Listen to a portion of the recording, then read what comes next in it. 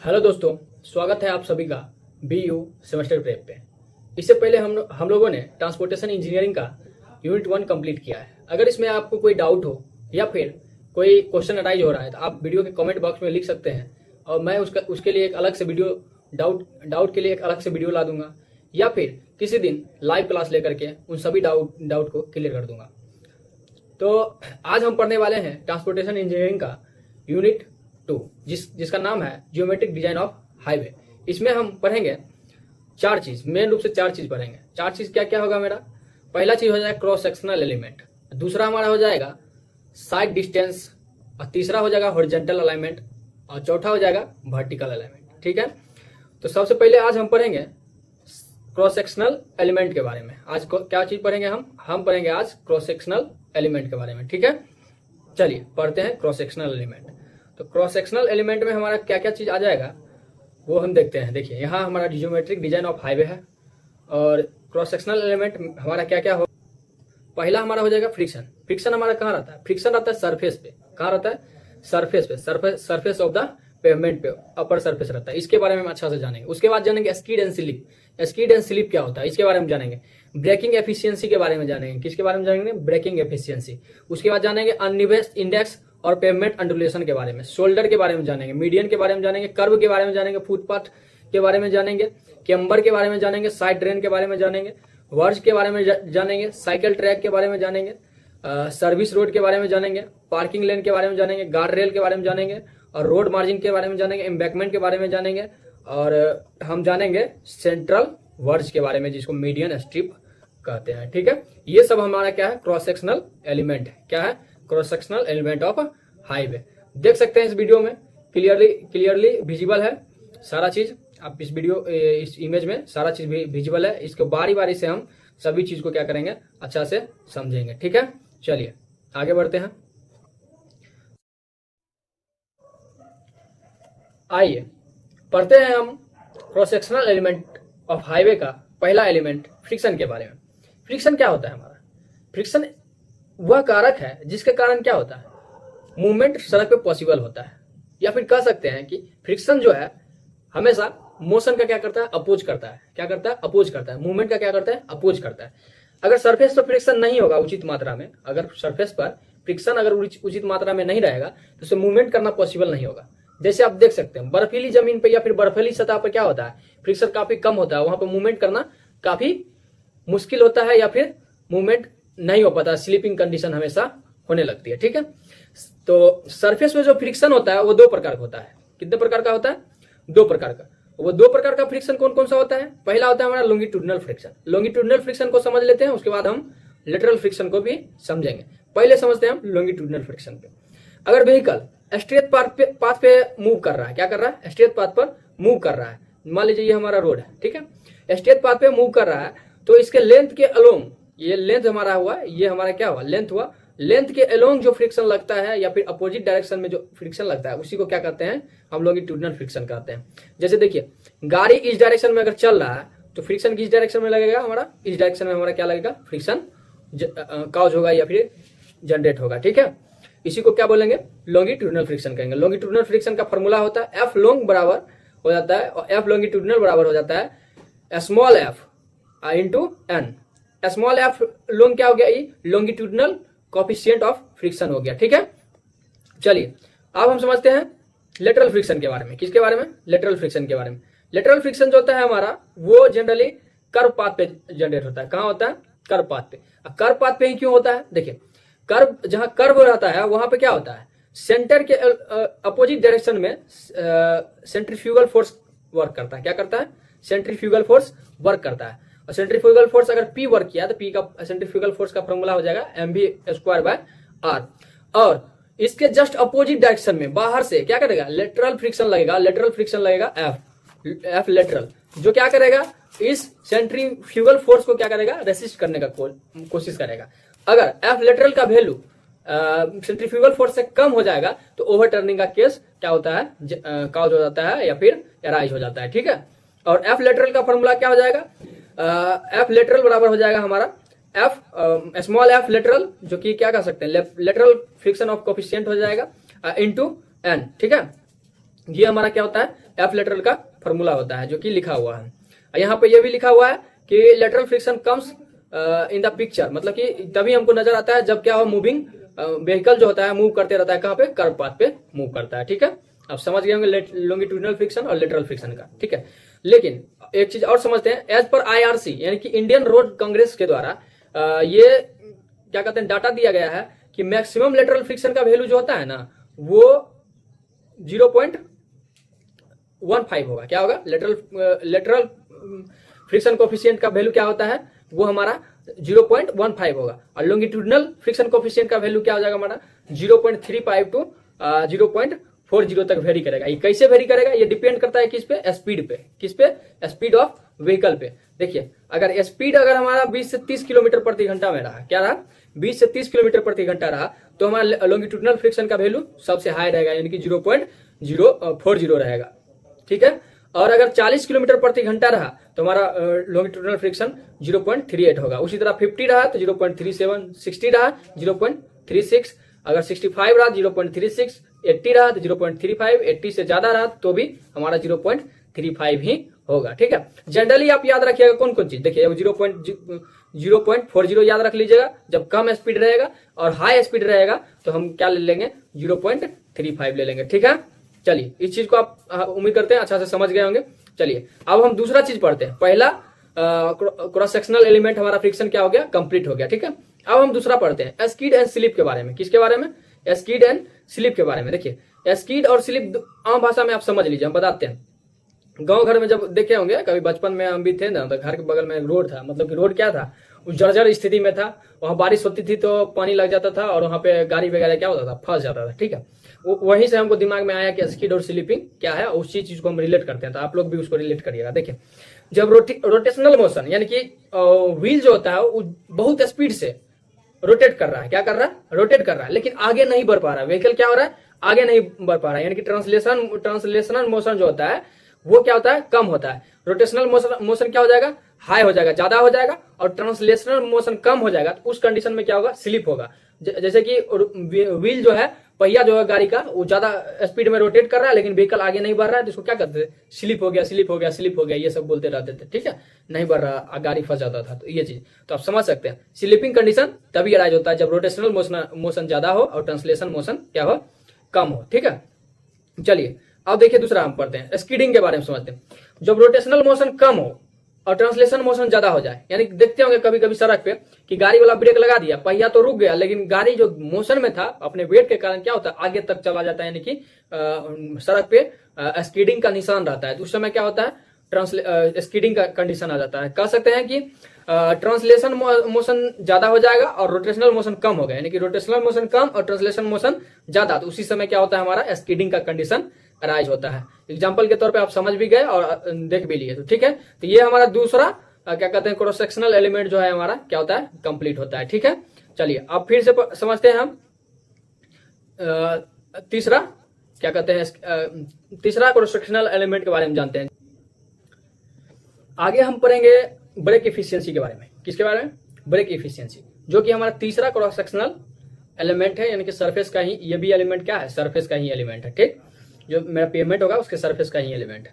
तो break efficiency किसको कहते हैं, brake efficiency, if rotational motion is suddenly stop after application of brake is called brake efficiency. जो wheel हमारा होता है वो रोटेट करते रहता है, अगर हम ब्रेक दबाए और सडन क्या हो जाएगा, स्टॉप हो जाए, तो उसको हम क्या बोलेंगे, उसका ब्रेक इफिशियंसी 100% है। क्या है, 100% है। अगर रोटेशनल मोशन सडनली स्टॉप नहीं होता है, ग्रेजुअली स्टॉप होता है ब्रेक लगाने के बाद, तो हमारा क्या कहलाएगा, ब्रेक एफिशिएंसी जो है लेस देन 100% है। ठीक है, चलिए इसको आप फिगर से भी समझ सकते हैं। देखिए, ड्राइवर है, अप्लाई किया इस गाड़ी का ब्रेक, ठीक, अभी वेलोसिटी इसका क्या है, u है, वेलोसिटी इसका u है, और इसका वेट जो है n है। अब वेट बराबर क्या होता है बताइए, mg होता है।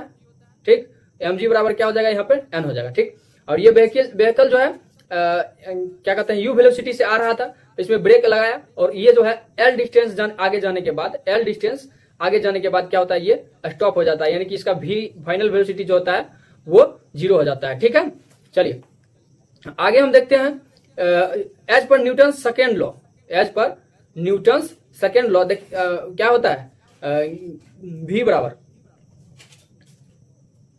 v बराबर पढ़े होंगे u प्लस 80।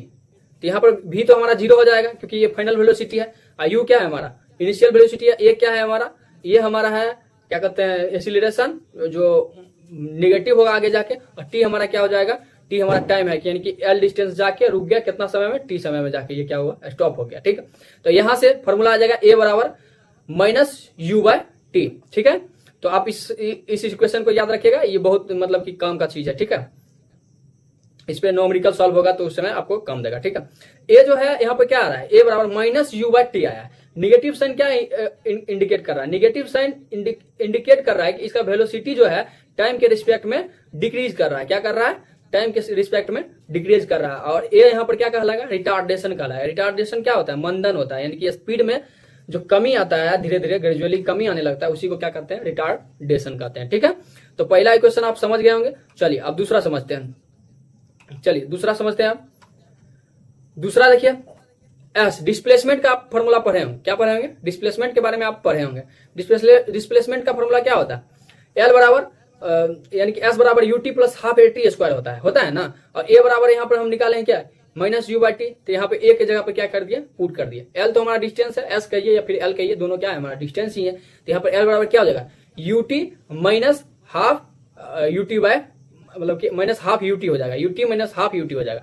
जैसे इसको कट करिएगा, यूटी टी से एगो टी खत्म हो जाएगा, बचेगा एगो टी, तो माइनस यूटी बाई 2 हो जाएगा, यानी कि हाफ यूटी होगा। ठीक है, तो एल बराबर क्या हो जाएगा, यूटी माइनस हाफ यूटी होगा। अगर इसको हम टोटल सॉल्व करेंगे तो आ जाएगा हमारा एल बराबर हाफ यूटी।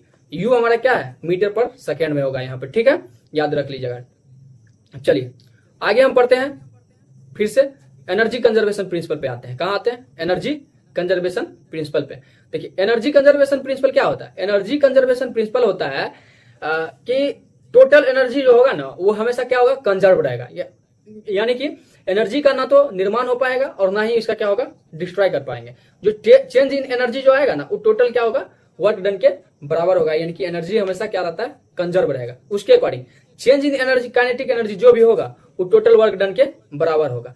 तो total change in kinetic energy कैसे निकलेगा, जो इनिशियल काइनेटिक एनर्जी होगा वो माइनस हो जाएगा हमारा फाइनल काइनेटिक एनर्जी जो होगा वो। तो इनिशियल काइनेटिक एनर्जी हमारा क्या है, इनिशियल काइनेटिक एनर्जी हमारा है हाफ एम यू स्क्वायर, क्योंकि इनिशियल वेलोसिटी क्या है, यू है। तो यहाँ पर यू स्क्वायर हो जाएगा और माइनस हो जाएगा half m v square. Final velocity हमारा क्या है, वी है, तो वी स्क्वायर हो जाएगा। और फाइनल वेलोसिटी वी बराबर हमारा क्या हो जाएगा, 0। तो ये टर्म्स हमेशा क्या हो जाएगा, टोटल क्या हो जाएगा, 0 हो जाएगा। अब इस साइड आ जाइए, total work done F into L होगा। एफ बराबर पढ़े हैं हम तुरंत अभी, एफ बराबर क्या होता है, coefficient of friction into N. और एन बराबर भी अभी हम जस्ट पढ़े हैं, एन बराबर भी हम जस्ट अभी पढ़े हैं क्या, एम जी। क्या पढ़े हैं, एम जी। तो यहाँ पर क्या क्या करेंगे, एफ बराबर स्मॉल एफ इंटू एन रखेंगे और एन की जगह पर एम जी रखेंगे। तो यहाँ पर क्या आ जाएगा, small f into m g into l. ठीक है, ये हो जाएगा हमारा। और ई साइड जो होगा हमारा क्या बचेगा, सिर्फ ई साइड हमारा बचेगा सिर्फ और सिर्फ हाफ एम यू स्क्वायर। क्या बचेगा, हाफ एम यू स्क्वायर। तो यहाँ से हो जाएगा हाफ एम यू स्क्वायर बराबर small f into m g into l हो जाएगा। और ये एम से ये एम क्या हो जाएगा, कैंसिल हो जाएगा। तब बच जाएगा सिर्फ हमारा यू स्क्वायर बराबर, ये 2 को इस तरफ भेज दीजिएगा तो क्या हो जाएगा, यू स्क्वायर बराबर 2f g इंटू एल। ये हमारा इक्वेशन नंबर 4 हो जाएगा। ठीक है, इसको याद रख। अब हम सभी का देख लेते हैं, समरी देख लेते हैं। पहला हमारा क्या आया था, पहला हमारा a बराबर माइनस यू बाई टी आया था, जब स्पीड क्या हो, मीटर पर सेकेंड में हो।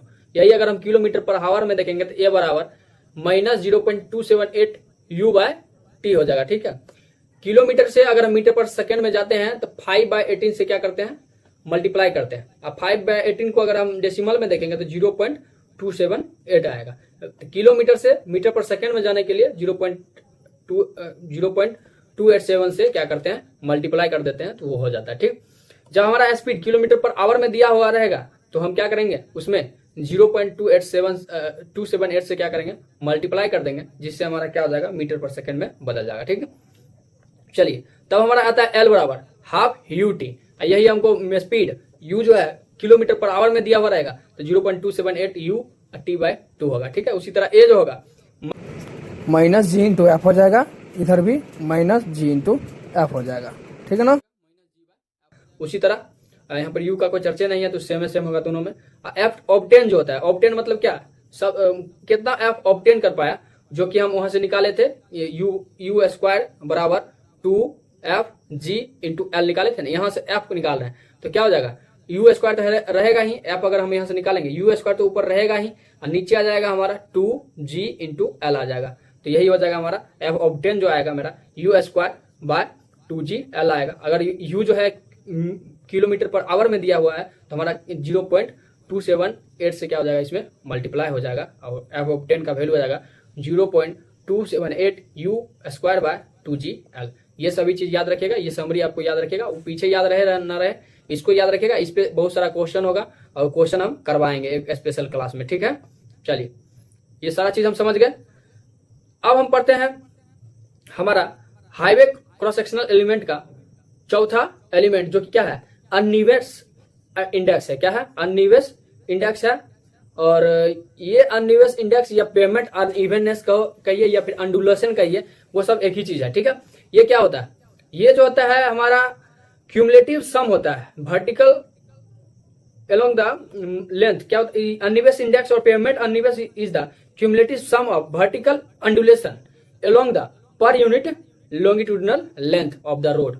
मतलब कह सकते हैं कि अनइवेंस इंडेक्स जो होता है वो हमारा क्यूमुलेटिव सम होता है अंडुलेशन का। मान लीजिए कहीं पे 10 सेंटीमीटर नीचे गया हुआ है रोड, कहीं नीचे धंसा हुआ, कहीं ऊपर है, कहीं नीचे है, कहीं ऊपर है, कहीं नीचे है, कहीं ऊपर है। तो इस सब का जो हम सम करेंगे ना, क्यूमुलेटिव सम जो मेरा आएगा पर यूनिट लेंथ, यानी कि जो मान लीजिए 1 किलोमीटर में इतना इसका क्या आया, अंडुलेशन आया, जो भी आएगा क्यूमुलेटिव सम कर देंगे उसको हम, जो लेंथ रहेगा हमारा उससे हम क्या करेंगे, मल्टीप्लाई डिवाइड कर देंगे। तो जो हमारा क्यूमुलेटिव सम आएगा वही हमारा क्या कहलाएगा, अनइवेंस इंडेक्स कहलाएगा, वही हमारा अनइवेंस कहलाएगा, पेमेंट अनइवेंस कहलाएगा, ठीक है। चलिए अब हम समझ लेते हैं एज पर IRC अनइवेंस इंडेक्स कितना से कितना तक रहेगा तो गुड कहलाएगा, कितना से कितना तक रहेगा तो बैड कहलाएगा। और एक बात याद और रख लीजिएगा कि अनइवेंस इंडेक्स को हम क्या किससे मापते हैं, बम्प इंटीग्रेटर से मापते हैं। किससे मापते हैं, बम्प इंटीग्रेटर से, ठीक है, याद रख लीजिएगा ये चीज, ठीक।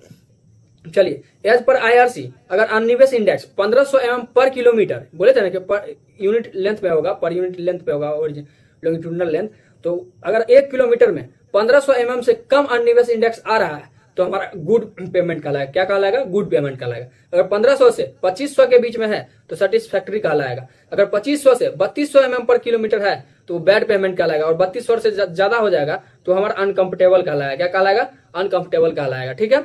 तो आप याद, अनइवेंस इंडेक्स भी यहाँ पे क्या होता है, समाप्त होता है। तो इस वीडियो में आप 4 क्रॉस सेक्शनल एलिमेंट के बारे में पढ़े हैं, तो आगे अगले वीडियो में आएगा